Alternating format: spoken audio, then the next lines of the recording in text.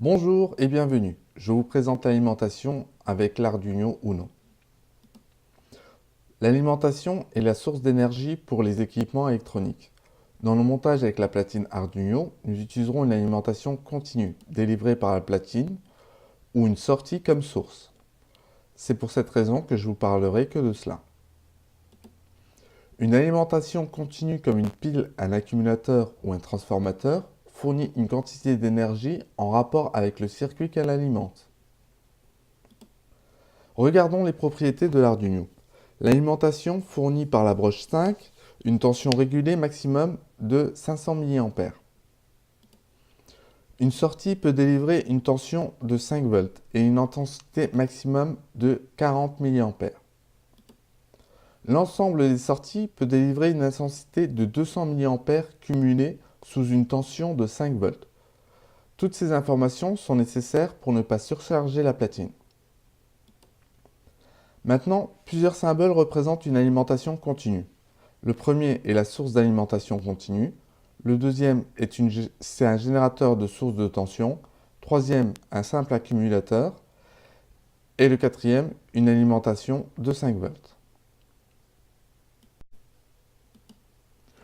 Une alimentation continue a des propriétés. La première, c'est de fournir de l'énergie à une tension constante. La tension, c'est une différence de potentiel entre deux points, le pôle positif et le pôle négatif d'une alimentation ou d'un composant, représenté par une flèche entre les dipôles. La différence de potentiel, c'est comme une hauteur. Tout le monde peut sauter 50 cm, cela correspondrait à nos 5 volts. Par contre, plus la tension est élevée, plus elle est dangereuse. J'ai aussi abordé l'intensité, que l'on dit aussi courant électrique.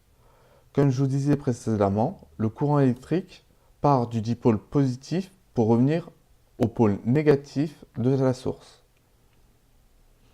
L'intensité, c'est comme un débit. Le générateur va donner une quantité d'énergie dans un temps donné, dont l'unité de mesure est l'ampère. Les notions à avoir, c'est qu'une alimentation continue délivre toute l'intensité demandée par un circuit. C'est là que ça devient intéressant ou dangereux. Car si le circuit demande une intensité maximale, l'alimentation va fournir l'intensité, peu importe si ça détruit les composants, la carte ou fait cramer le fusible. C'est notre rôle de savoir ce que l'on fait avec l'électricité. Quand je vous ai dit que la platine Arduino peut fournir 40 mA maximum par sortie, cela veut dire que c'est sa limite. Si on demande à la sortie de fournir plus, elle risque de griller. Nous avons vu plusieurs éléments importants. La notion de tension et la notion d'intensité. Dans le prochain cours, nous allons aborder la résistance.